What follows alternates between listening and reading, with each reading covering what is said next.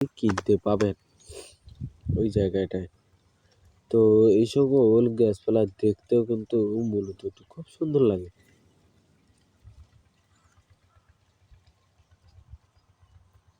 তো যারাই এই সকল গাছপালা লাগাবেন কিনা, হ্যাঁ? তারা একটু খোলামেলা জায়গা, কিংবা পরিষ্কার জায়গা দেখে তারপর গাছপালা লাগানোর চেষ্টা করবেন।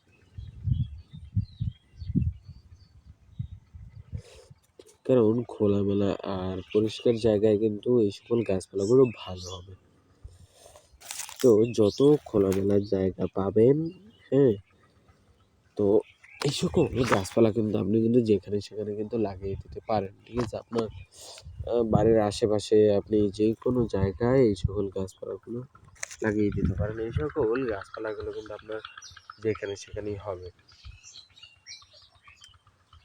তো এই কাঁঠাল গাছ যদি আপনি লাগাতে হয় তাহলে ১ হাত মানে ১৫ হাত ১০-১৫ হাত কিংবা ১০-১২ হাত দূরে দিয়ে লাগাবেন।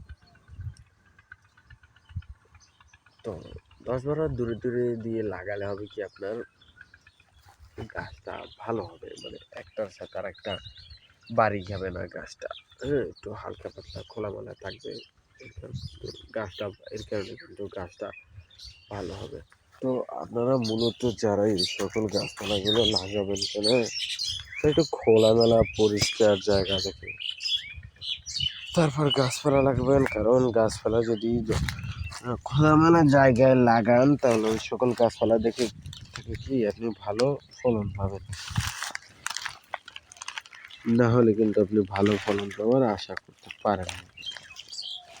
কারণ যত ভালো গাছ হবে ততই কিন্তু কি আপনার ফসল হবে।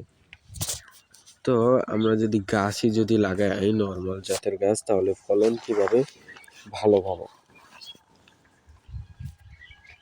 তো ভালো মানের গাছ যদি আপনাকে নিতে হয় তাহলে আপনি যাবেন যেকোনো নার্সারি কিংবা হাট বাজার, হ্যাঁ?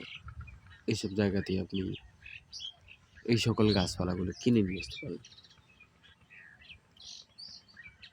আর এই সকল গাছপালাগুলো কিন্তু দেখতেও মোটামুটি সুন্দর লাগে।